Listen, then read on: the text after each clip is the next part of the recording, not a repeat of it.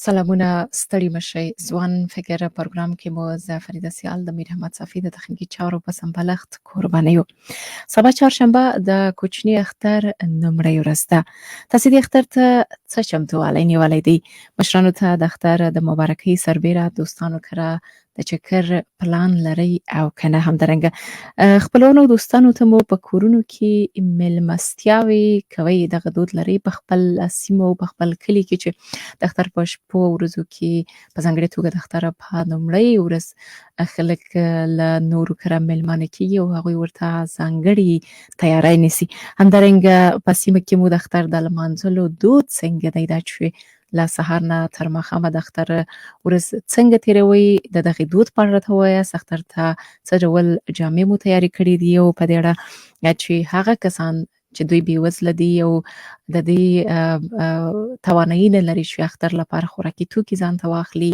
یا هغه اختر چې څنګه لکه نورې په خوشحالۍ سره لمانځي دوی ولمانځي له دوی سره مو مرسته کړې نه ده کړې له حاله خبر یاستئ او که نه یاستئ او همدارنګه هغوی چې له افغانستانه بهر دي تاسې په بهر کې اختر څنګه لمانځئ او همدارنګه که چیرې تاسې په رسمي ورځو کې یاستئ پلان لري چې په یو بله ورځ باندې چې تاسې رخصت یاستئ پلان اختر ولمانځئ له دوستانو او خپلوانو کره لاړ شئ او که نه په خپرونه کې به په همدې موضوعاتو خبرې وکړو له تاسو اورېدونکو به هم واورو مېلمانه هم راسره د افغانستان له بېلابېلو ولایتونو او همدارنګه د افغانستان نه بهر مېلمانه لرو دوی به راسره د اختر د دودونو د چې اختر څنګه لمانځي څه چمتووالی ورته نیولی په دې اړه خپل نظرونه او خبرې شریکې کړي دوی به د لنډ وخت لپاره راواخلو خبرې به یې ورنه واورو په خپرونه کې راسره مېلمانه له کابله د پوهنتون محصله ثریا خان همدارنګه له پاکستان را سره ماستر ټرینر نورالحق ستانکزی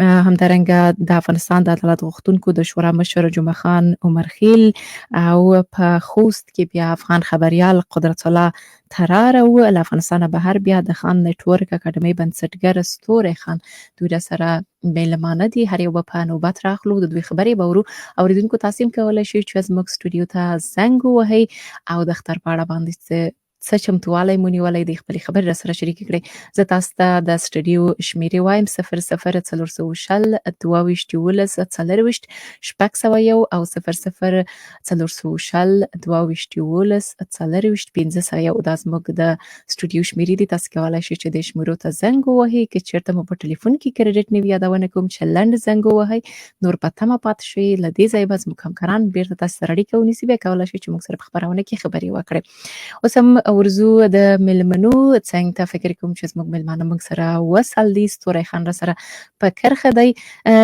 ستوری خان تاسې ستړي مشئ په خیر راغلی پروګرام ته نومړی به له تاسې واورو چې تاسې اختر ته څه چمتووالی نیولی دی او د اختر سبا چهارشنبې په رسمي ورځ باندې راځي څه پلان لرئ څه به کوئ ډیره مننه فریده سیال خور تاسو ته سلامونه ټولو اوریدونکو ته سلامونه څنګه چې تاسو ویلي چې د هیواد بهر اخترونه څه بل ډول وي یعنی په هغې کې تر ټولو لویه خبره همدا وي چې په رسمي ورځو کې یا د په کاري ورځو کې اختر راشي نو بیا ډیری هیوادوال چې وي یا زموږ خپل خپلوان دوستان چې وي هغوی په دندو کې په کارونو کې مصروف وي بیا نو موږ طبعا د دې لپاره یو تفاهم رامنځته کوو څنګه چې ګورئ دا ځل موږ اختر چې دی سبا یعنې د چهارشنبې په ورځ لرو طبعا تیاریانې خو که موږ نه وي نیولي کوچنیانو ورته نیولي دي کورنۍ ورته پوره تیاریانې نیولي دي لباسونه ورته اخیستي دي همدغسې بیا د دوستانو کره به ځو هغوی سره به اختر مبارکۍ کوو بعضې ملګري داسې دي چې هغوی سره موږ بهر خپلې میلې ترتیبوو نو که څه هم د هیواد په څیر باندې هغسې ډیره ګڼه ګوڼه نه وي په اختر کې ځکه په یو ښار کې بېلابېل خلک اوسېږي د بېلابېلو هیوادونو د چا وي د چا نه وي په هیواد کې به دا وه چې د ټولو به اختر و نو د کور نه به چې ووتې یو قسم ماحول به جوړ و خواوشا کې خو دلته هغه شی نه احساسېږي ولې بیا هم چون هر چیرته چې موږ او تاسو اوسېږو خپلوان لرو دوستان لرو ملګري لرو نو د هغوی سره برنامې جوړو د هغوی سره پلانونه جوړو اختر مبارکیانې کوو میلې کوو ساعت تېروو او خپلو کوچنیانو ته د خپل دود او دستور په یو نه یو ډول باندې ور انتقالوو چې دغه زمونږ کلتور دی دغه زمونږ دود دی او هر کال مونږ دغسې روژه نیسو بیا د روژې په پای کې اختر وي او اختر دغې ته ویلې کېږي نو هغه د کوچنیانو دپاره هم ډېرې برنامې مونږ دلته ترتیبوو. مدن خان صاحب تاسو ته بیرته راګرځم په دې اړه چې څه ډول برنامې ترتیبوي او څومره کسان پکې راټولېږي په دې به له تاسو وروسته واورو. همدارنګه مخکې مې یادونه وکړه چې د افغانستان د خوست نه راسره افغان خبریال قدرت الله ترار دی. ترار صاحب تاسو هم ستړي مشئ پروګرام ته په خیر راغلی. خوست کې به هم بازارونه ګرم وي او د نن روژه پای ته ورسېده رسما په افغانستان کې سبا اختر دی. څه چمتووالی مو نیولی دی تاسې خپله؟ بله ترار صاحب ما غږ لرئ؟ غلی فريده سیال خور تاسو ته زما غږ اورم امیر بني اورو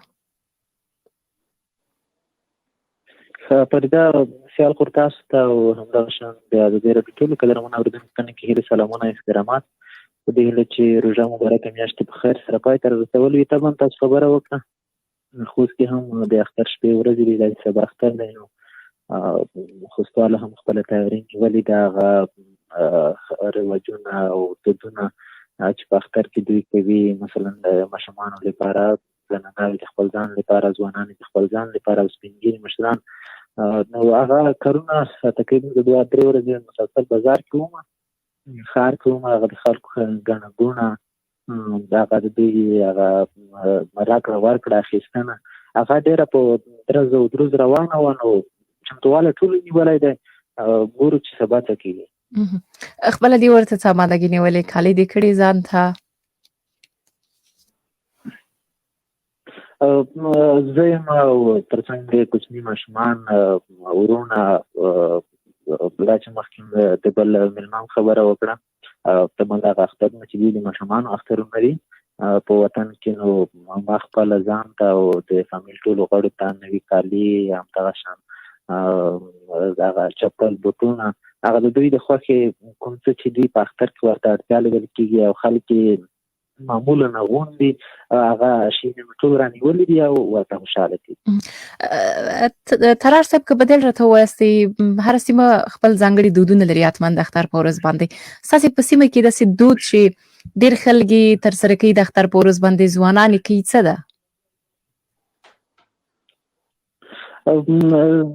سیال خور خوستي خلک یا خوست کې زیات دودونه شته خو لومړی د سهار چای چې کله سهار شي د اختر سهار وي نو طبعا ټول کلیوال هغه د کلي جومات ته راوځي هغه خپل چایونه راوباسي هغه د کلي خلک هغه د کاکا زمون وي کلیوال وي هغه ټول یو ځای سره راټولېږي د هغه اختر لومړي سهار چای یو ځای څښي د هغې وروسته بیا دوی عیدګاهو ته ځي او لمونځونه کوي د لمانځه نه چې راواپس شي له هغې وروسته بیا مو د چای ته ورته ډول د ډوډۍ پروګرام لري چې خوست پکتیا کې ډېر مشهور دی د ډنډکي وریژه پخوي دلته هغه وریژې یو ځای سره راټولېږي ځینې مېلمانه لري راځي خلک دوستان ځینې رادعوتوي ځینې خپل راځي هغه خوراک او څښاک کوي له هغې وروسته بیا د خپلوانو ملګرو انډیوالانو د لیدو ته ورځي د هغې لپاره د مبارکي کوي مبارکۍ ته ورځي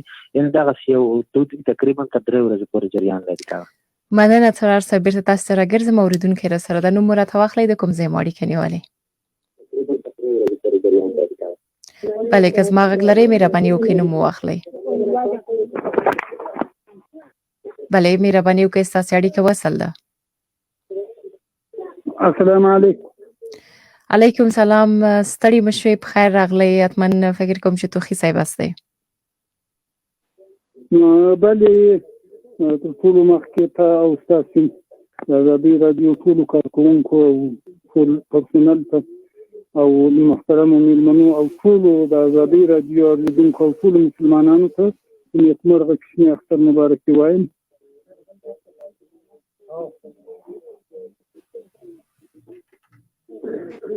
بله توخي صاحب موږ ستاسې غږ سم نه لرو. بس مهرباني اوس هم شو مهرباني وکړئ. بس مبارکي قبول کړئ. نو را به شو زموږ د وطن د دستورو عنعنې ته دلته خو زموږ پرون هم د خلکو تابعه نیولې وه چې اختر به شي، هغه د الله تقدیر و بس اختر نه شو. نو نن د ټولو خلکو شپې ته اختر ده.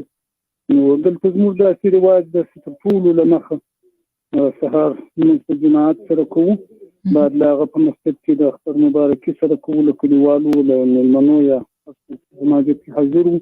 د هغه وروسته بیا چای راوړو مسجد ته، میوه و کلچې و مثلا ورکې کوشان. نو دا چای په مسجد کې خورو، بعد له هغه بیا ځو عیدګاه ته، هلته لمونځ کوو، هلته له مشرانو له نورو سپین ږیرو سره دلته ډېر خلک حاضر دي، له هغو سره مبارکي کوو. بیا راځو کور ته، بیا نو په مسجد کې ډوډۍ خورو. توخي صاحب تاسې ځانګړي خوړل لرئ بیا د غرمې لپاره، لکه څنګه چې مخکې ترار صاحب یاده کړه چې دوی ډنډکی لري، ستاسې په سیمه کې زابل کې څه داسې خاص دي؟ یا دلته خو د اختر کې خاص غوښه رواج ده. دلته درې قسمه غوښه رواج ده.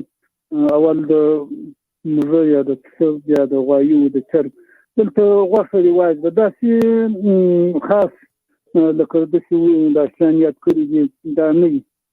بعد له هغه نه بیا موږ د مشرانو و د استادانو و د هر چا چې زموږ خپلوان دي د هغو مبارکۍ ته ورځو.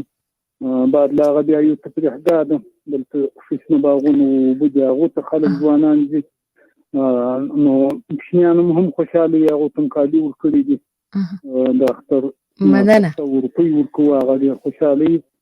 مننه توخي زما سلامونه دي زما ټولو انډیوالانو ته ورسېږي، خاص درملوال صاحب، محمدي صاحب، محمد اشرف کاکو، اتل صاحب، بلدري صاحب، ټولو ته د اختر مبارکي وایم. الله دې قبول کړي. مننه توخي صاحب، کور ودان چې له زابل نه مو اړیکې نیولې وه. بل اورېدونکی هم راسره د نوم مو راته واخلئ، له کوم ځای مو اړیکه نیولې؟ السلام علیکم، ملالۍ بشیر خوره که فریده خوره، سلامونه مې قبول کړه. مننه کور ودان فریده یم. محمدي صاحب تاسې هم ستړي مه شئ، پروګرام ته په خیر راغلی. له تاسې ورو چې تاسې اختر ته څه چمتووالی نیولی؟ سبا اختر دی، څه ځانګړي څه مو اماده کړي که نه؟ مننه، زه احمد اشرف یم د کندهار ولایت د ارغنداو ولسوالۍ څخه ټلیفون ته کار شم. اشرف صاحب وبخښه، ما فکر وکړ چې محمدي صاحب له کندهاره دی. مهرباني اشرف صاحب، له تاسې اورو. مننه ملالۍ فریدې خور، د اختر مبارکي ستاسې همکارانو ته او ټولو افغانانو ته وایم. اول خو دوم د هغه تر څنګ محترم حاجي توخي صاحب ته ډېر ډېر سلامونه وایم. دی د پخوانی سړی دی، ډېر ښه نظرونه لري. نو اوس به راسو د اختر په اړوند باندې خورجانې، موږ خو دلته زموږ په کندهار ولایت او هلمند، روزګان، زابل دا په اصطلاح باندې لوی کندهار باندې مشهوره دی دا سهار نه. نو موږ دلته خورجانې اول د سهار د اختر لمونځ کوو په جماعت باندې. د هغه تر څنګ بیا دا یعنې اشرف صاحب رواجونه مو سره بیخي ورته دي، لکه څه چې زابل کې دي هغه په کندهار کې هم دي، او څه چې کندهار کې دي هغه هلمند کې هم دي. داسې کوم متفاوت رواج تاسې لرئ بیا د زابل نه یا د هلمند د خلکو نه؟ بلې زموږ د کندهار و د هلمند د خلکو رواج تر ډېره حده سره مساوي دی، خو د هم څه نه څه د کندهار رواج دی تر ډېرو ځایونو څه فرق لري. دلته په اصطلاح باندې چې موږ د عیدګاه د لمانځه څخه راسو، بیا دا قریبان چې ورځو، نو دلته موږ بعضې کسان میوه راوړي، هر دوست قریب چې راغلی رقم میوې ورته ایږدو، او په نورو مچکو کې بیا په اصطلاح باندې هغه داسې خواړه چې پخ سوي داسې خواړه ورته ایږدي، نو څه فرق سره لري. خو د هغه مې یو نظر او بل سلامونه زه استوم خورجانې چې نن سبا د خیر د اختر ورځ ده. نو زموږ ملګرو ته لکه محترم اتل صاحب و د هغه حاجي توخي صاحب و محمدي صاحب و نصیب الله سکزي صاحب ته، دغسې په شاولي کوټ ولسوالۍ کې سلطان محمد رشیان صاحب ته نور مو وخت نه ضایع کوم خورجان. مننه کور ودان اشرف صاحب چې له کندهار نه مو اړیکې نیولې وه. بل اورېدونکی هم راسره د نوم مو راته واخلئ، له کوم ځای مو اړیکه نیولې؟ سلامونه خورجانې تاسو ته او د ازادۍ راډیو ټولو همکارانو او اورېدونکو ته همدغه وخت مو نیکمرغه. مننه کور ودان، نوم مو څه دی، د کوم ځای مو اړیکه نیولې؟ خوشحال اوسئ، مننه کوم. زه هم لقمان قلمیار یم، هغه هم له پکتیا احمد خیلو څخه. قلمیار صاحب له پکتیا نه ستړی مشوي، په خیر راغلی. اول خو راته ووایئ چې تاسې اختر ته سبا اختر لپاره څه چمتووالی نیولی، کالي دې برابر کړي دي، په سیمه کې مو نورو ځوانانو څنګه تیاری نیولی که نه؟ مننه کوم، خوشحاله اوسئ. دا چې د تیرو کالو په نسبت سږ کال ما کالي نه وه کړي که نه، نور هر سامان مو اخیستی و. دروغ به نه وایو، خو دا چې ډېرو ځوانانو که نه کالي اخیستي دي، بالکل خوشحالي لمانځي. د تیرو کالو په نسبت سږ کال یعنې رش زیات و، وریبار هم زیات و که نه، امن و. خو دا چې یوازینۍ بدبختي چې وه هغه هم یعنې د خلکو ناهیلیتوب و که نه. خلک تر ډېره ګناهیلي شوي وو، منفي فکر یې کوله د بیکارۍ له وجې. که څه هم راشو د خپل رواج یعنې میتود په اړه که درته ووایم، سهار کې چې کله د اختر لومړۍ ورځ مونږ په بخښنې سره مخکې له دې نه چې رواج ته راشئ، د دغه په اړه راته وایئ، د ځوانانو په اړه باندې. مخکې اخترونو کې مو د اختر په اوله ورځ څه کول؟ څه داسې ځانګړي پروګرامونه مو برابرول؟ چکر ته تلئ، اتڼونه مو کول، یا دوستانو خپلوانو کره تلئ چې دې اختر کې له هغې کارونو غواړئ یو یې وکړي؟ مننه کوم، خوشحاله اوسئ. لکه کومې خبرې دې چې وکړلې که نه، همدا خبرې شتون درلودلو. ځکه په تېرو اخترو کې به مونږ د چکر لپاره یو ځای ته تلو، هلته به مو اتڼونه کوله، یعنې په خوشحالۍ سره به مو لمانځله. د خلکو کاروبار زیات و که نه، اقتصاد یې هر څه ښه و. خو اوس د اقتصاد ضعیفه ده، په دې خاطر که نه یو خلک لږ څه ناهیلي شوي دي د بیکارۍ له وجې. خورجانې اوس کولی شئ د دود په اړه مو ووایئ؟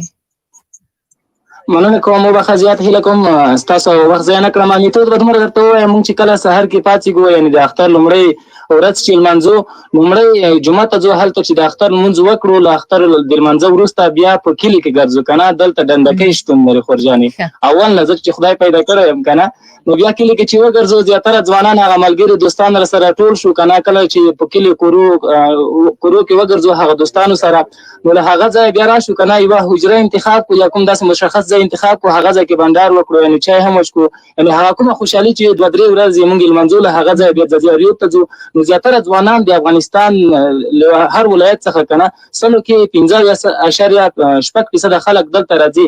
له دې ځایه بیا ښکته ځي، اریوب ته ځي، هلته چې کوم د خوراکي توکي وي هغه له ځان سره وړي. نو دغه اطرافي سیمه ده، واقعا مونږ ډېر خوشحاله یو که نه، ځکه امن ده، رش هم زیاته، نو مونږ هم خوشحاله یو که نه.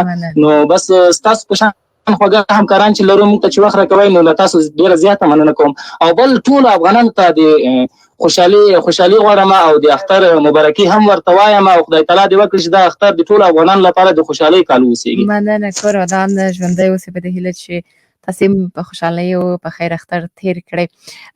طرار صاحب، تاسو ته به راشم، بیا به خان صاحب ته بېرته ور وګرځم. د ډنډکي موضوع د اورېدونکي هم یاده کړه، که په دې اړه باندې راته لږ څه نور ووایاست. دا کورونو کې ستاسې ښځینه تیاروي، نارینه یې تیاروي، څوک دغه خواړه تیاروي، او په ټوله کې تیارېدل یې اسانه دي که سخته؟ طبعا فريده خور دلته په خوست کې خو چې ما لیدلي هغه مشتان شری چې په ارتمین کې وي، هغه نسبتا دغه د نوي ځوانانو یا جنکونو ته په دغه برخه کې طرار صاحب که لږ په لوړ غږ خبرې وکړئ، دا غږ مو ډېر ټیټ راځي. مهرباني وایم که نه چې په دلته خوست کې اکثر هغه مشرانې ښځې چې په کور کې، مثلا زموږ په کور کې زموږ مور دغه کار کوي، او په نورو کورونو کې هم هغه مشرانې ښځې چې په دغه برخه کې تجربه لري، باید چا په اصطلاح ورته وایي چې په خیرنې وریژې ښه پخولی شي. دغه کار د دوی وي، ښځینه یې پخوي البته، او ښځینه هغه ښځینه چې عمرونه یې لږ ستر وي، مشرانې وي، تقریبا 15-40 کلنې وي، هغه نسبتا ښه تجربه لري په دغه کې. او د ترڅنګ د ډنډکي وریژې ترڅنګ کورني غوړي هم استعمالوو. د غرمې په ډوډۍ کې دغه دود تقریبا تر 3 ورځې پورې جریان لري. او د پخول په برخه کې که ووایم، ما خپله پخې کړي دي، خو نور خواړه څه ډول پخېږي لکه کبلي پالو، همدغه شان نور دغه غوښې چې څه ډول پخېږي، ورته ډول پخول همدغه د ډنډکي وریژې هم لري.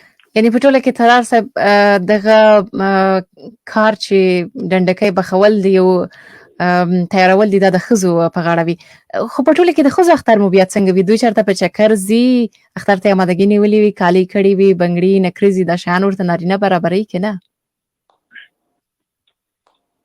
او دغه شایسته لماره نیولې اکثریت دغه د کور مشران چې د کور مسؤلیت ورته غاړه وي دغه کار کوي د کور ښځو ته کالي بنګړي نکریز هغه د دوی د سینګار ور سامان ټول اخلي د دوی هغه اختر چې د خپلوانو کې هم ښځې هم نارینه سره ځي د مبارکۍ لپاره هغه چې نږدې اړیکې او رشتې سره ولري خو بدبختانه به ووایم چې داسې مشخص ځایونه چې د دوی لپاره پارکونه وي ځایونه وي ترافي سیمې وي د سیاحت لپاره طبیعي ښکلاګانو لپاره هغه منظرې تر اوسه په خوست کې نه دي لیدل شوي او تر اوسه دغسې کار نه دی شوی چې یو ښځه یا د ځوانو جینکۍ ډله هغه د راشي یو کار چې کېږي هغه هدیرې ته او ګبرونو ته خوا دغه رواج بیخي زیات اوس دغه تر یعنې کم تر سترګو کېږي دغه دوی ډلې دغه د کلي نه ځي جینکیانو سره راټولېږي لاس پنځلس شل هغه ګبرونو هدیرې ته ځي هلته دعا کوي بېرته بیا خپلو کورونو ته راځي دغه یو رسم رواج لري نور داسې خاص مشخص ځایونه دوی لپاره نه تیار شوي چې دوی سیلو پکې وکړي ورشي او د اختر پکې د نورو جینکو سره یو ځای ولمانځي. ډېره مننه کورودان ترار صاحب له تاسو سره خدای به مانی کوو کورودان چې وخت مو راکړو پروګرام کې مو ګډون وکړه.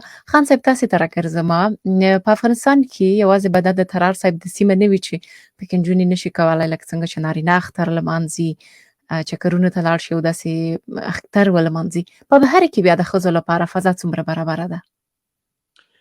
دلته خو خیر هغه ستونزې تر ډیره بریده پورې نه شته دی مطلب یعنې د چکر ځایونه هم شته دی خوندیتوب هم شته دی امکانات هم شته دی ولې خو مونږ خپله یعنې دلته چې اوسېږو په بهر کې زه په اتریش کې ژوند کوم دلته مونږ اختر تقریبا 3 ډوله لمانځو. یو ډول کورنۍ اختر دی چې په هغې کې مثلا یو زه خپل زما کوچنیان هغه دلته چې زما د کورنۍ نور کوم غړي دي اوسېږي هغوی کره ځو په نوبت باندې اختر مبارکي کوو دوی مونږ کره راځي.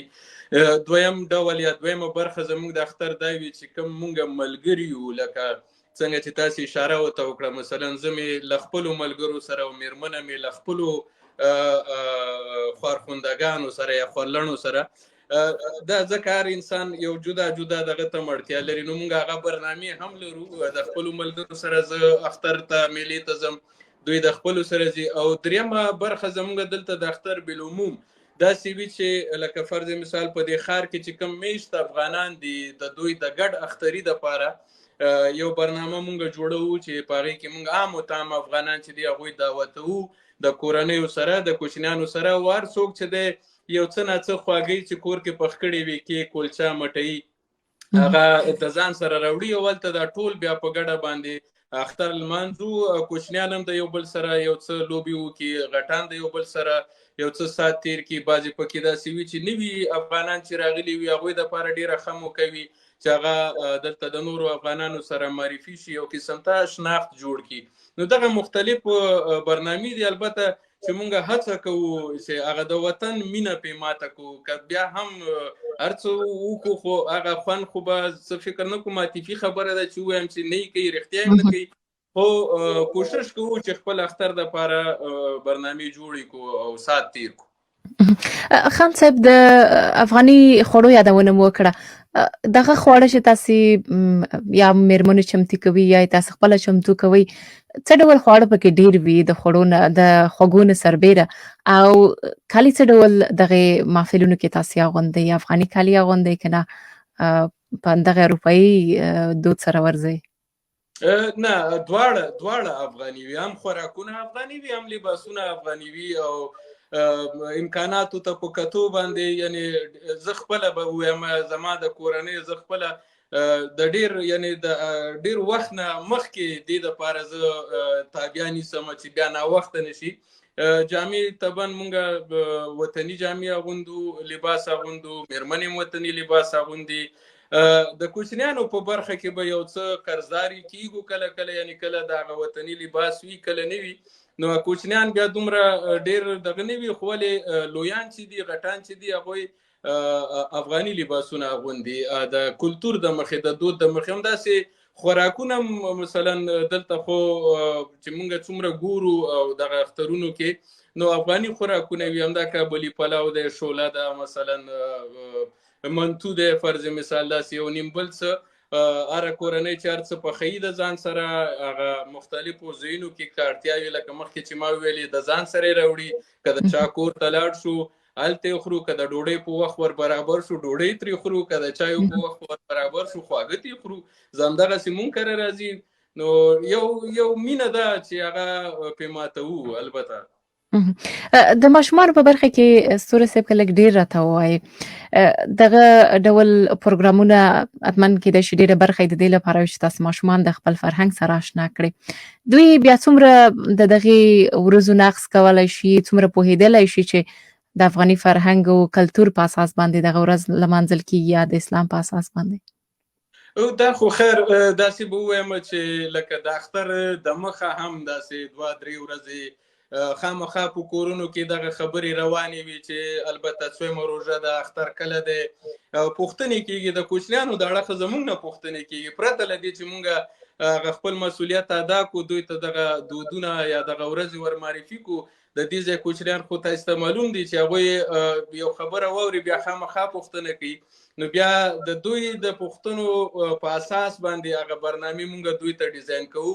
لکه دلته داسې به ووایم چې چون په کورونو کې دا شی لږ سخت وي، د دې ځای کورونه چې دي واړه وي، نو مونږ داسې یو آزاده فضا کې فرض مثال یو موسم ته په کتو باندې چې ښه وي په یو پارک کې دغه د کوچنیان چې دي د مختلفو کورنیو د خپلوانو دا ټول راغونډ کړو. هلته هغه وطني کوم لکه وطن کې به مونږ هګۍ جنګولې مثلا رنګ کړې به مو وي، بیا به مو په هغې باندې ساعت تېرولو، داسې بعضې نورې د سرګرمیانې چې وي هغه ورته ترتیب کړو، مونږ هم ورسره ساعت تېروو، دوی هم ساعت تېروي. البته زموږ نه د دوی ډېر ساعت تېرېږي ځکه د دوی دپاره دا یو څه نوي وي، نو خوند ترې اخلي. او مونږ هم هڅه همدا کوو چې د دغو کوچنیو مصروفیتونو له مخې وکولی شو دوی ته هغه خپل رواجونه چې دي خپل دود چې دی هغه یو څه ور معرفي کړو، د دوی په ذهن کې یو څه پاتې اوسي. مننه تاسو ته بیرته راګرځم له کابل سره د پوهنتون محصله سریا خان هم وصل ده. سریا جانې ته هم ستړي مشي، په خیر راغلی. هغه څه چې په افغانستان کې عموما د اخترونو په اړه باندې د ښځو د نجونو لپاره سخت وي دا ده چې له اختر نه مخکې به پاککاري کوي، په اختر کې به مېلمانه وزري او د اختر نه وروسته به بیا پاککاري وي. ستا اختر څنګه ده او سبا لپاره د څه چمتووالی نیولی؟ روژه کې مو څومره پاککاري وکړه؟ سلامونه نیکې هیلې تاسو ته ټول درنو مېلمنو ته ټول اورېدونکو ته مننه ستاسو د بلنې څخه. واقعا دا خبره خوښوي ده. د افغانستان کې همدغه یو دود دی چې کله اختر شي روژه شي یا هم نوروز دی نو د هغې نه مخکې صفایانې کېږي، په کور کې مونږ بوخت اوسېږو. نو واقعا ډېر ستړیا ده، د اختر نه مخکې مونږ ځان ستړي کوو، کور پاکوو، بیا مېلمانه شي، د اختر ورځې شي، خوشحالیانې شي، بیا چې اختر بېرته تېرېږي خلاصېږي بیا صفایي ده. نو دا ستړیا خو عموما د افغاني کلتور سره جفت نښتې ده. که چېرته مونږ صفایي ونه کړو نو بیا مونږ ته اختر نه ښکاري. کور پاک کړه، جامه تیار کړه، مېلمنو لپاره یو شی پلانینګ ونیسه، پلان وکړه ورته، د تګ راتګ لپاره یو څه ناسته پلانینګ کوو. نو دا ټول هغه شیان دي چې زموږ په کلتور کې نغښتي دي، زموږ په کلتور کې دا شته دی چې بدون دې شیانو نه خو زموږ نه اختر یې نه خوند کوي د دې شیانو په غږ. مننه سریا جانې. په دې اړه هم که راته ووایي سبا لپاره د څه چمتووالی نیولی دي او څه تصمیم لرئ چېرته به لاړه شئ که نه؟ د سبا لپاره تیاري خو همدغه ده چې موږ وخت د اختر نه مخکې خپل د کالو لپاره فکر کوو چې دغه کالي به اغوندم، دغسې به د ځان تیاره همدغه شیان به کوم. دا ټول شیان خو مو کړي دي او د اختر اوله ورځ خو د ټول همدغه پلان وي چې د خپل د کورنۍ ټول مشرانو کره لاړ شو، مثلا اما ده، کاکا ده، نیا ده، بابا ده، د دوی کور ته ځو اختر مبارکۍ لپاره. څوک چې مریض دي د هغوی پوښتنې ته ځو. څنګه د روژې میاشت تېر شوې ده، زیاتره کسان نشو کولی چې د روژې په میاشت یو بل سره وګورو، نو د اختر په ورځو کې همدغه پلان وي چې د مشرانو کورو ته لاړ شو. سریا جانې عموما خو زیاتره سیمو کې چې ما کتلي دي او اورېدلي مې دي دا چې نارینه د ګاونډیانو نه شروع وکړي او خپلوانو کره، خپلوان نه وروسته هغه دوستانو کره یوازې ګرځي، چې ما کتلي یوازې نارینه ګرځي. تاسې بیا کولی شئ چې په همد اختر اوله ورځ باندې لاړې شئ، نارینهو سره ګډې د مبارکیانې وکړئ که نه په تمه پاتې کېږي اختر دویمې، درېیمې او پنځمې ته؟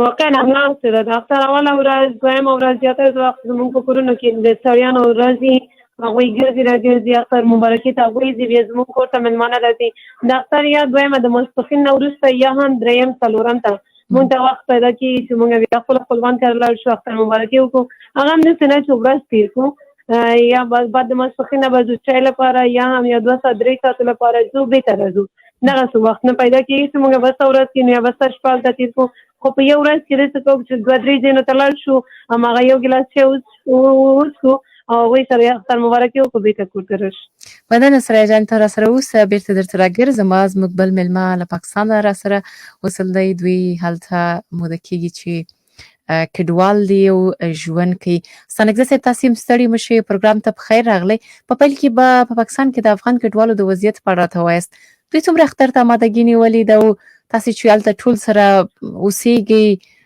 څه پلان لرئ چې اختر په ګډه ولمانځئ که نه سلامونه احترامات په سر کې تاسو ته تاسو درنو مېلمنو ته تاسو د پروګرام ټول اوریدونکو ته خدای وکړي چې ښه وختونه ولرئ او د دې برنامې د طریقه زه غواړم ټول مسلمان امت ته د کوچني اختر مبارکي وایم تاسو پوهیږئ موږ په افغانستان په پاکستان کې کډوال یو مهاجر یو دلته هم د دې ملګرو د خبرو په تایید باندې عموما همدغسې اختر پیلېږي ما چې د لومړی مونځ کېږي بیا ورپسې همدغه یو بل کره تلل راتلل پیلېږي او خوشحالۍ لمانځل کېږي خو متاسفانه زه به د پاکستان د مهاجرینو په باره کې یو دا خبره ضرور وایم چې دلته هغه رقم چې په نورو مملکتونو کې یعنې په افغانستان کې یا په خارج د افغانستان نه بغیر د پاکستان نه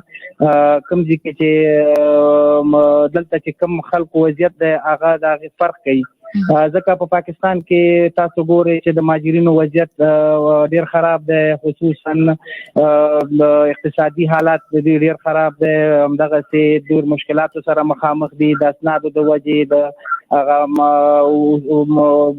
مدارک چې دوی باید پاکستان کې پی اوسېږي هغه نه لري نو زما په نظر باندې د دې خلکو او د نورو افغانانو او هر میشت دي هغوی اختر زما په نظر فرق کوي خو بیا هم اختر د خوشحالۍ زیری راوړي او الله دې وکړي چې دا اختر د داسې یو اختر اوسېږي چې ټولو افغانانو ته داسې یو د امن او د سوکالۍ او د ترقۍ زیری راوړي چې د ټولنیزه سوله دوامداره شي او هر سړی په خپل وطن کې ځای په ځای شي نو خبره مې لکه ستانکزی صاحب که په ډېر راته وایي ستانکزی صاحب تاسې مخکې د اسنادو نه لرلو ته اشاره وکړه زیاتره افغان کډوال چې په پاکستان کې ژوند کوي یا ویزې خلاصې شوي دي یا هغه کسان دي چې دوی نشي کولی په خوندي ډول باندې هلته نور پاتې شي دوی بیا څه کوي لکه عادي ورځو کې او اختر ورځو کې به دوی هم داسې په کورونو کې ناست وي نه به راوځي اختر لپاره یې سوداګانې هم نه دي کړي څه امادګي هم نشته ده همدغسې د تاسو همدا خبره ما دغه کوله دلته به ډېر افغانان چې دي هغوی ویزې نه لري د ډېرو افغانانو هغه د کارتونو موده چې د کارتونه چې پاکستان حکومت ورکړي د هغې موده ختمه شوې یقینا چې دوی ډېر یو سرګردان یو ګنبز حالت سره مخامخ دي سرګردانه دي نو هغه د اختر په خوشحالیو باندې زما په نظر باندې ډېر نه پوهېږي خو بیا هم دلته خلک ماشومان خوشحاله دي ما نن په دې بازار کې ګرځېدم کتل مې خلکو سودا کوله او اغستلې د کور ځکه دا عام یو رواج دی اختر داسې دی چې په مسلمانانو باندې کال کې 2 خوشحالیانې راځي نو عموما ګرځېدل لږ مشکل لري ځکه څوک اسناد نه لري پاسپورټونه او ویزې نه لري څوک هغه کارتونو والا دی هغه ای ټي سي کارتونو والا دي چې هغوی په دې تشویش کې دي چې دوی ته وخت ورکړی چې په 15 د اپریل باندې باید دوی ووځي نو هغه لذت او هغه خوند چې اختر نه باید واخیستل شي نو زما په نظر باندې دلته یې اخیستل لږ مشکل کار دی مننه ستانکزی صاحب تاسو ته بیرته راګرځم ژوندی اوسئ خان صاحب که تاسې ته راشم هغوی چې له افغانستانه بهر د پاکستان او ایران نه علاوه په نورو بهرنیو هیوادونو کې ژوند کوي افغانستان کې ورته تمه ده چې اختر ته په نږدې کېدو سره باید دوی ته حواله وشي هدف مې دا چې پیسې ورولېږل شي اختر نه مخکې په فیسبوکونو کې ما چې کتلي وو زیاتره ځوانانو به دا لیکل چې ستاسې د 1 یا 2 ورځو خرچه چې دلته د اختر ټوله خرچه د یو ځوان کېږي څومره دغه ستونزې سره مخ یاستئ او افغانستان کې خلکو سره څومره مرسته کوي هغه چې اروپایي میشته دي؟ دا خو دې کې هیڅ شک نشته دی چې په هیواد کې دننه زمونږ خپلوان مثلا زمونږ ملګري دوستان هغه خامخا په تمه وي او بیا وضعیت ته په لیدو سره اوس خو یعنی یو قسم ته وضعیت دی چې دوی ملامته هم نه دي. زمونږ هم دا مسؤلیت جوړیږي. بیا دلته که مونږ وګورو دغه کوچنی اختر یو څه نوره کیسې هم د ځانه سره لري چې هغې کې دا سرسایه ده مثلا زکات دی یا د اختر ډالۍ دي نه خو بالکل دا کوو ټول بهر میشتې افغانانې کوي دا مرستې که هغه د اختري په نوم باندې وي که هغه د مرستې په نوم باندې وي که هغه په هر نوم باندې وي ځکه چې زه فکر کوم اختر همدغه دی چې خپلې خوشحالۍ یا د خپلو خوشحالیو امکانات چې کوم موږ لرو هغه د نورو سره شریکو. یعنې موږ تاسې ګورو چې حتی موږ چې کوچنیانو موږ ته به مشرانو عیدي راکوله مثلا 1 روپۍ 2 روپۍ 5 روپۍ عیدي به یې راکوله. نو هغه وطن کې چې کوم زمونږ دوستان دي خپلوان دي هغوی سره که موږ مرسته وکړو دې کې هېڅ شک نشته دی چې د هغوی اختر به هم خوندور شي هم خورما او هم ثواب. مننه خان صاحب تاسو ته بیرته راګرځم. سوریا که تاسې راته ووایئ دا نږدې 3 کاله کېږي چې طالبانو پر افغان نجونو پر ښوونځیو او پوهنتونونو یې بندیز لګولی دی. دغه اخترونه چې تاسې باندې تیر شوي دي او دا د سبا بیا اختر دی د پخوا کلونو اخترونو سره څه توپیر لري؟ څه داسې ځانګړي په هغه اخترونو کې و چې دوی کې نشته دی یا دوی کې څه داسې خاص دي چې په هغه نورو کې نه وه؟ مننه ډېر زیات واقعا پخوا چې د اختر نه وروسته د رخصتۍ نه وروسته یا مکتب ته تګ و یا هم پوهنتون ته تګ و وظیفې ته تګ دا هغه شیان چې ورته انسان هغه هیجاني چې رخصتۍ نه وروسته بېرته یو مثال دی چې زه ورته بېرته ادامه ورکوم یا ورته سم خو اوس هغسې نشته. 3 کلونه مخکې یعنې نوی چې دا حالت راغلی مکتب بند شو پوهنتون بند شو وظیفه په نجونو باندې بند شو دغه شیان چې دا یا په ښځو باندې دا 3 یا 2 کاله مخکې ډېر زیات ستونزمن و. کله چې اختر راتله یا هم خوشحالۍ راتله موږ دونه پرې نه پوهېدو یا موږ مشکلات اقتصادي ډېر زیات په جامعه کې نسبتا چې ګورم نسبتا 200 کلونه پخوا چې تېر شوي دغه کلنی کار چې دا اوس چې دغه اختر راغلی ده خلک حالت لږ ذره نورمال شوي دي دې حالت سره بلد شوي دي ښځې دي که نجونې دي دوی دې حالت سره لږ ذره توافق کړې ده نو د اختر لپاره لږ ذره خوشحالیانې ډېر شوي دي. خلک چې په بازار کې بل دا دی چې دا خوشحالۍ خبره ده چې تاسو وایم چې ارزاني ده نسبتا نور کلونو ته وچه میوه هم ارزانه ده نور د خوراکي توکي هم ارزانه دي. حتی چې یو کس چې وګوري په لاس کې وچه میوه شته که جامې یې هم ځان ته کولی شي که وچه میوه یې هم کور ته وړلی شي یعنې که غریب ده که مولا ده ټولې دا شیان اخلي. نو سربن چې دا په دې روژه کې او په دې اختر کې دا یو مثبت پوینټ دی چې ما وکتله چې په بازار کې ارزاني ده او بل دا چې دا ټول خلک د حالت سره عادي شوي دي یعنې مثلا لږ ذره خوشحالي ورته پیدا شوې ده لږ امید یې پیدا کړی ژوند ته. مننه سوریا جانې تاسې راسره اوسئ. زه به وروستۍ پوښتنه له تاسې وروسته وکړم. زموږ بل میلمه جمعه خان عمرخیل هم راسره وصل ده.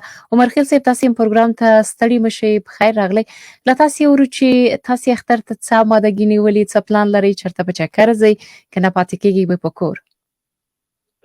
مننه سلامونه او درنښت تاسو ته د ازادي راډیو ټولو تخنیکي همکارانو ته او د ازادي راډیو ټولو اورېدونکو ته اجازه راکړئ همدې ځای نه ټولو د ازادي راډیو اورېدونکو ته ټول هېوادوالو ته د اختر مبارک مختلف تاسو عزیزي مبارک شي کور ودان. متاسفانه سږ کال کې اختر خو موږ ته په داسې وخت کې راغی چې هېواد کې مې بدبختي بیکاري فقر یو خواته او د افغانستان حاکم تحریک تنظیمو سره ډېری زموږ ډېری افغانان په ستونزو او بدبختیو کې او مشکلاتو کې دي. طبعا اختر ته به آمادګیان یار هېوادوال نیسي مګر هم د تېر په څېر نه دي. تېر اخترو په شان نه دي. سږ کال متفاوته ده نسبتا نور اخترو په څېر. یو خو سیاسي او اجتماعي بندیزونه په ګرانو هېوادوالو لګېدلي دي بل اقتصادي وجې افغانان داسې ټکور کړي دي چې بېګا سبا نه لري. طبعا اختر چې د چا اقتصادي وضعیت ښیي او اقتصادي لارښه ورسره ښیي نو طبعا اختر ته آمادګي لري. د نورو په شان به نه وي د اختر متاسفانه ډېرې ناخوالې دي په دې اختر کې. حتی یو هغه عامل دا ده چې څوک نشي کولی حتی په هغه سلمانۍ ته چې ویښتان چې څوک جوړوي هغه په خپل هغه شوق باندې هغه باندې جوړ کړي. یعنې متاسفانه د افغانستان حاکم دومره د افغانان باندې عمرخیل صاحب که تاسې د خپل اختر په اړه راته وایاست، په بخښنې سره که زما غږ لرئ عمرخیل صاحب، تاسې د خپل اختر په اړه راته وایاست، تاسې څه پلان کړي دي، امادګي مو نیولې، چېرته چکر ته ځئ که نه؟ طبعا خورايونه ورونه دوستان قوم خیش کړه لکه د تیر په څیر بزو او سکهله به د دې پیغام سره بزو له دې پیغام سره به ټول هیوادوال بزو د څو څنګه موږ وکول شو راتلونکي نسل ځوانان درس تشویق کو او ټول باندې مدار سکهال سپارښتنه دی چې نور افغانستان د جګړې له اړخه موږ نشو کولای شي په خو درو موږ باید د تعلیم په برخه کې خپل بچیانو باندې خپل نسل باندې درس وای د اختر مبارکۍ تر څنګ باندې موږ دا پیغام به وي ترڅو وکولای شو ټول افغانان او خويندورونه د تشویق کړو چې هغه درس وای پاتون کې.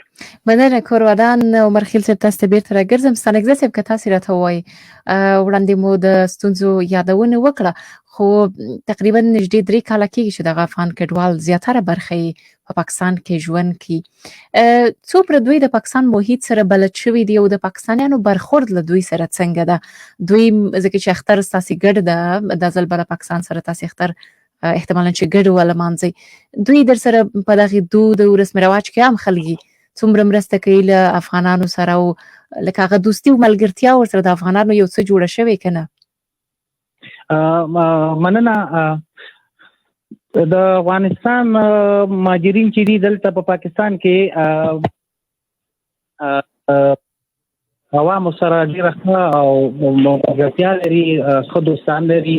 دلته دوی کې د اختر د دوی یو ځای دی او انشاءالله تعالی دلته افغانان او پاکستانیان عوام دومره فرق نه کوي، لکه د دوی اختر د دوی هغه کلتور رواج زموږ د دوی بیخي یو شی دی. خو دا 3 کاله زموږ خو دا تقریبا زما دا دویم اختر دی دلته چې زه په روسه کال راغلی یم. نو طبعا د افغانانو د پاکستانیانو د اختر فرقي ځکه د هغوی خپل وطن کې اوسېږي، وضعات یو ځای ته چکر ته تللی شي، هغه اختر ښه لمانځلی شي. متاسفانه بیا افغانان چې دي هغوی هغه رقم چې پاکستانیان ترې نه کوم خوند او لذت اخلي هغه رقم افغانان نشي اخیستلی، ځکه ما تاسو ویلې ستونزې لري، مشکلات لري، په ډاډه زړه باندې د یو ځای نه بل ځای ته تللی نه شي. نو د دغه یو غټ مشکل دی. نور برخورد د پاکستان د ولس د افغان مهاجرینو سره نهایي ډېر ښه دی، یعنې دې باندې باید څوک سترګې پټې نه کړي چې نهایي د پاکستان د ولس د افغان مهاجرینو سره برخورد نهایي ډېر ښه دی او داسې دي لکه یو کورنۍ، یو فامیل، نو یو بل زغمي، یو بل توصیله کوي، یو بل سره برخوردونه د ټولنیز برخوردونه ډېر ښه پر مخ وړي. نو انشاءالله تعالی بیا به دلته افغانانو او پاکستانیانو دا ډېر وخت تېر کړی دی، نو دوستیانې، ملګرتیاګانې، خپلویانې حتی جوړې شوي دي. نو ښه دی بیا هم یعنې د پاکستان د ولس او د افغان مهاجرینو ګډ ژوند ډېر ښه دی. او خو مقصد دغه مهاجرینو یو غټ مشکل دا دی چې بعضې ستونزې لري د اسنادو د نګاه نو نشي کولی چې دا خپل خپلوانو کره لاړ شي، هغه میله ځایونه چې دي هلته لاړ شي یا چکر ته چېرته لاړ شي په ډاډه زړه. نو دغه یو ستونزه ده، نور څه مشکل به دلته نه وي. ستانګزه صاحب، د مشرانو لپاره خو به دا دومره ډېره ستونزمنه نه وي چې بهر ونه وځي یا اختر په کور تېر کړي یا حتی که هغه امادګي اختر ته نه وي. ماشومانو سره څنګه کوئ؟ په ځانګړې توګه هغه کسان چې بیا په مالي لحاظ هم ضعیفه وي، اسناد هم ونه لري، دوی سره بیا د نورو افغانان چې په اقتصادي لحاظ ښه دي مرسته کوي، همکاري کوي، په ځانګړې توګه ماشومانو سره؟ والله یو شی دی دې باندې باید سترګې پټې نه کړو، رښتیا ووایو. داسې لکه ټول دلته هغه خلک پراته دي چې دوی بېوسه دي، دلته هغه افغانان پراته دي چې دوی اقتصادي وضعیتونه دومره ښه نه دي، نو بیا هم دوی یو بل سره هغه د خپل وس مطابق به مرسته کوي، هغه خپل هغه څه چې وس کړي. نو ماشومان اختر ته خوشحاله وي. زما یو وړه لورکۍ ده، اوس یې ورته هغلته زه ګورم مور یې ورته نیکریزې په خپو لګوي. نو واقعا ماشومان خو داسې یو یو دغه لري چې دوی به دې کې نه دي چې مثال حالات څنګه دی او اقتصاد څنګه دی، مثال باندې حالات څنګه دی یا وضعیت څنګه دی. دوی خو ماشومان دي، دوی بس د ژوند نه خوند اخلي، همدی وخت دی. نو دوی کوشش کوو موږ هم کوو چې خپل ماشومانو ته خوشحالیانې ورکو یا په دې باندې پوه نه کړو چې موږ په کوم وضعیت کې یو یا زموږ ذهنونه په کوم حالات کې دي. دوی ته د خوشحالۍ یو موقع برابرو. نو واقعا خطر خو ټول د ماشومانو یې لکه کالي د مثال جنکیانې چې دي هغه بنګړي او هغه خپل هغه د ماشوم هغه جنکیانو څه ساماني او هلکان هم همغسې مثال کالي مالي او څه شی چې ضرورت یې هغه دغه کوي. نو دوی په همدغو ته موږ هم بیا خوشحالېږو. د مهم خبر دا دی چې اولادونه خوشحاله وي، ماشومان خوشحاله وي. نو افغانانو خو یو لکه والدینو خو یو لکه یو وخت هم خوشحالي نه ده کړې، خو مقصد هم دا د ماشومتوب وخت داسې دی چې مثال هم دې وخت کې څوک په دې نه پوهېږي چې مثال دنیا څه حالات کې دی، خو مقصد دا د یو داسې ژوند یو پړاو دی چې ترې نه خوند اخیستل کېږي پکې. مننه ستانکزی صاحب، کورودان ژوندی اوسئ. خان صاحب که تاسې ته راشم، تاسې هم کوم دغه موضوع په اړه راته ووایاستئ. زیاتره سوشل میډیا کې کوم افغانان چې نوي اروپا ته راغلي دي، دوی ځینې پیغامونه شریک کړي دي چې هغه ټولګیوالې چې د ژبې په زده کړه کې دي، دوی د اختر مبارکي ورکوي. دلته د عامو خلکو برخورد د دغې فرهنګونو سره که هغه اسلامي وي که هغه افغاني وي څنګه ده؟ مونږ خو کوم هیواد کې چې اوسېږو تریش کې دلته ژوند کوو، زمونږ شته دی ملګري شته دی د نورو هیوادونو دي، د نورو کلتورونو دي یا د نورو مذهبونو خلک دي. هغوی اختر څوک چې لمانځي، مثلا لکه مسلمانان هم شته دی د مختلفو ملکونو زمونږ ملګري. لکه مخکې مې چې وویلې چې مونږ څو ډوله برنامې ترتیبوو، د هغې دلیل هم دا دی چې دغه ما چې وویل چې مونږ د ملګرو یو میله را جوړوو، نو هغې کې همدغه ملګري مونږ سره یو ځای وي چې هغوی که اختر کوي که نه کوي، خو مونږ یې دعوت کوو د خپلو هغه ته غونډېدنو ته یا خپلو محفلونو ته را دعوت کوو او هغوی سره دغه اختر مونږ په ګډه لمانځو. ولې خو که داسې ووایو چې یاره په ښار بازار کې یا په لاره کوڅه کې دی یو څوک تا ته ودرېږي او تا ته دې ووایي چې اختر دې مبارک شه، دا شی بیا دلته نشته دی. ځکه چې همدا اوس د روژې میاشت هم که تاسې وګورئ همداسې تاسې هېڅ احساس نه شئ کولی د باندې چې ووځئ چې دا د روژې میاشت ده که نه ده، ځکه ټول خلک خو یو رقم ته نه وي یا ټول نه نیسي روژه. نو اختر هم همداسې دی. بیا هغه څوک چې پوهېږي چې یو څوک مخې ته درځي، پوهېږي چې یاره دا مسلمان دی پېژنې یا د به اختر کړی وي، هغه سره بیا خلک اختر مبارکي کوي. بالخصوص د اختر لمانځه په وخت کې دلته په ویانا کې یو ډېر غټ سنتروم د اسلامي مرکز دی چې هلته تقریبا په یو وخت کې یعنې غالبا 5-6 زره کسان جمع ته ودرېږي چې د اختر په ورځ 3-4 جمع پکې کېږي. یعنې د اختر په ورځ 15-20 زره کسان دغه مرکز ته راځي. نو هغې کې د مختلفو هیوادونو خلک هغه ټول بیا د یو بل سره اختر مبارکي کوي. په اروپا کې په اختر کې تر ټولو ښه ځانګړنه چې تاسې ورته په تمه یاستئ، علاوه د دې نه چې ماشومانو ته یو ځانګړی پروګرام جوړ کړئ، نور داسې ځانګړنه خاصه پکې څه ده چې دلته ورته افغانان خوشحاله وي چې اختر ده؟ ولا دلته داسې دی که چیرې داسې وای یا ممکن وای تاسو ته بهتره معلومیږي، که چیرې داسې ممکن وای چې د اختر په ورځو کې اقلن 3 ورځې داسې رخصتي وي ټولو مسلمانانو ته، بالخصوص هغه څوک چې اختر کوي. زه فکر کوم بیا به د دې اخترونو خوند دلته ډېر و. خو اوس بدبختانه لکه زه نه پوهېږم کېدای شي سبا هم تاسې په سټوډیو کې اوسېږئ، سبت ولرئ د اختر ورځ وي. داسې ډېر خلک چې دي هغوی د اختر په ورځ باندې کار ته روان وي، رخصتي نه لري مثلا د خپل کار نه. نو دغه شیانو ته چې مونږ فکر وکړو بیا لکه لومړي سر کې مې چې ویلې هغه خوند په هیڅ ډول باندې نه احساسېږي یا یې نشو ترلاسه کولی کوم چې په هیواد کې و په افغانستان کې وي. ولې خو مونږ کوشش باید دا وکړو چې ځان ته بانې جوړې نه کړو، بلکې د شته فرصتونو نه د شته امکاناتو نه چې څومره لرو د هغې نه خوند واخلو، د هماغو امکاناتو په داخل کې چې څومره ښه کولی شو خپل اختر ولمانځو، خپلو دوستانو خپلوانو ته رسیدګي وکړو، هغوی سره اختر مبارکي وکړو، له چا چې خفه یو وی بخو او له څوک چې رانه خفه دي د هغوی نه بخښنه وغواړو. د اختر هدف هم دا دی چې یو خوشحالي وي، یو دوستي وي، یو مینه محبت وي. ستوره صاحب دغه پوښتنه مو که راته ځواب کړي، عموما په کومو هیوادونو کې په ځانګړې توګه په اتریش کې چې تاسو یادونه وکړه تاسو یاستئ، یا جرمني کې چې اوس افغان کډوال ډیر دي، دوی د اخترونو په ورځ کې په دغه عادي افغاني جامو کې ګرځي. تاسو بیا که دفترونو ته لاړ شئ یا بهر کې وځئ همدا جامې اغوندئ که نه هماغه ځانګړو محفلونو ته یې ساتئ؟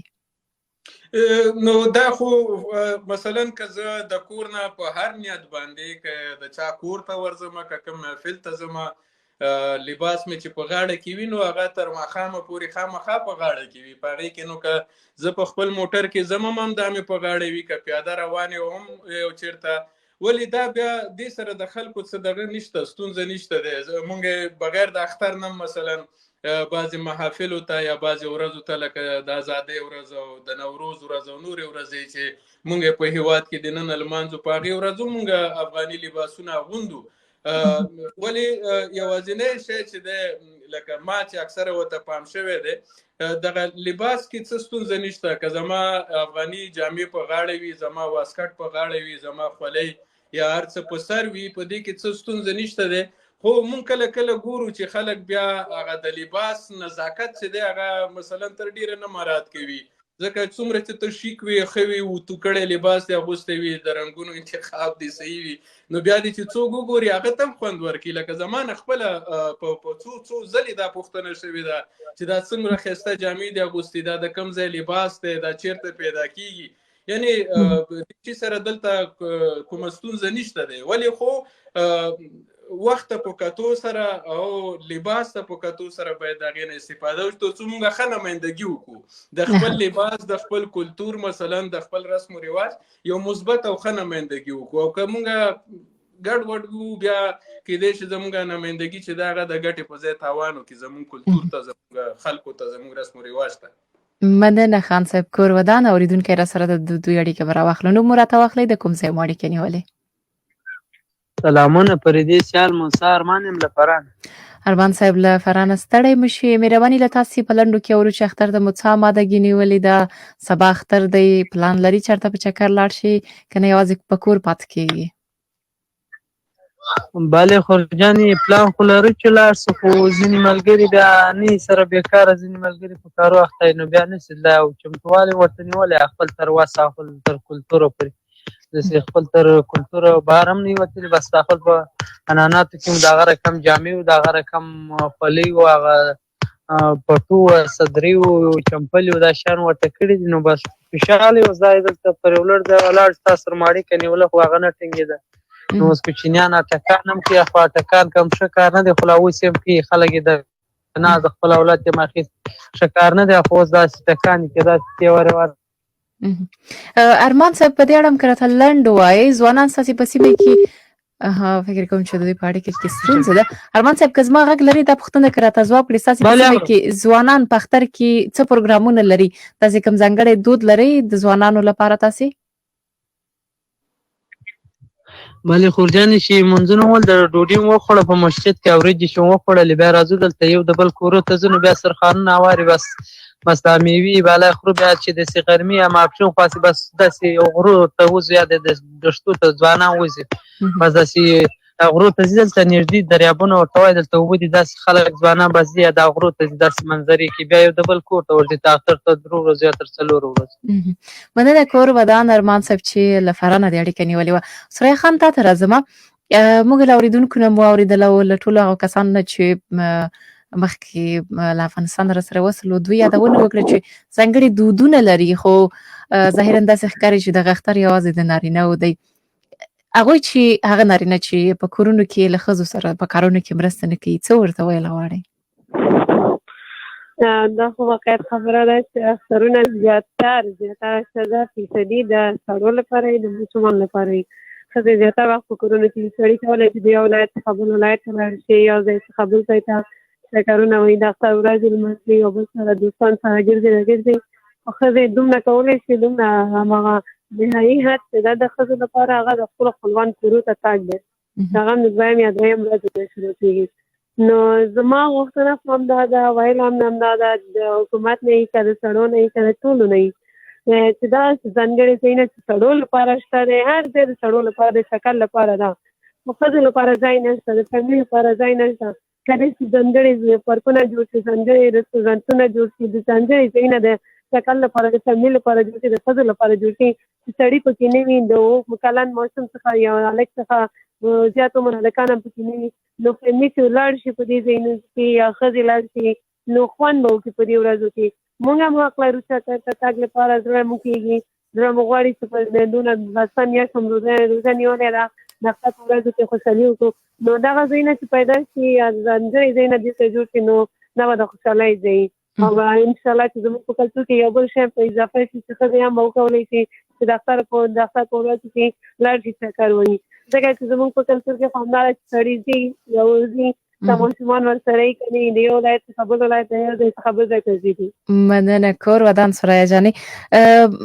عمر خیل صاحب، تاسې ته راځم، وروستۍ خبرې مو اورم چې وخت را سره کم ده چې بیا ستانکزي صاحب وروستۍ خبرې واورو. مهرباني. مننه کور ودان خورجانې. زه یو ځل بیا له همدې ځایه د اختر مبارکۍ تر څنګ د افغانستان حاکم تاریخ نه غواړم چې مه پرېږدئ چې افغانان یو ځل بیا د جګړې خواته او بدبختۍ خوا لاړ شي. افغانستان د ټولو ګډ کور ده او هغه سیاسي او اجتماعي او په خاصه توګه ځوان د هېواد ځوان کډرونه چې د وروستي 3 کلو کې د اقتصادي امنیتي وضعیت په پار بهر تلل او فعلا بهر کې میشت دي، دوی ته د بلنه ورکړي او افغانستان کې د خدمت زمینه ورته فراهمه کړي. همدارنګه هغه ورځ په ورځ په افغانستان په وګړو باندې سیاسي اجتماعي بندیزونه لګول کېږي، له دې لاس واخلي. افغانستان د ټولو ګډ کور ده. د دې پر ځای چې موږ د ستونزو د حل معنی غور وکړو، نه د دې پر ځای چې هر ورځ ستونزې زیاتې کړي. نو هیله مو دا ده چې د دې تر څنګ زموږ خویندې میندې او لورګانې په راتلونکي کې وکولی شي په ازادانه توګه په ادارو کې که دولتي که غیر دولتي ادارې هم کار وکړي او د مکاتبو دروازې پر دیوالې پر مخ خلاصې شي. دغه تر څو کله دغه د افغانستان ملي بنبست ته د حل لاره پیدا شي او دغه یو مشکل څخه ووځي. مننه کور ودان. ستانکزي صاحب، تاسو ته راځم، یوه نیمه دقیقه وخت لرو، له تاسو په لنډو کې او ستاسو وروستۍ خبرې څه دي؟ د ما وروستی پیغام دغه وي چې افغانستان کې باید د نجونو لپاره د مکتب دروازې خلاصې شي تر څو پورې چې ښځینه د نارینهو سره یو ځای تعلیم وکړي او دوی دواړه د یو لکه د ګډ هغه د یو سفر دغه غړي دي، باید بدون د ښځینهو نه چې تعلیم دوی ونه کړي په ټولنه کې، ځکه سوله ټولنیزه سوله نشي برقراره کېدلی. ځکه د ماشوم هغه لومړنی مکتب چې دی د مور غېږه دی. که مور تعلیم یافته وي نو مور همدغه مور ده چې هم خواښې ده، هم لور ده، هم ګور ده او هم لکه همدغه ښځه ده. نو دا که تعلیم یافته وي نو کورونه به آباد شي او د دې ته باید د تعلیم زمینه مساعده شي. او ډېره مننه کور ودان چې وخت ډېر کم ده. ستانکزي صاحب نور وخت اجازه نه راکوي. کور مو ودان، مننه له تاسو ټولو قدرمنو چې راغلی. په پروګرام کې مو ما سره ګډون وکړو، خبرې مو راسره وکړې. اوریدونکو له تاسو هغوی چې زنګ مو وهلی و هم مننه، هغوی ته چې وار ونه رسېده. کور مو ودان چې په تمه پاتې شوي. تر بل پروګرام ښې چارې، ښه وخت.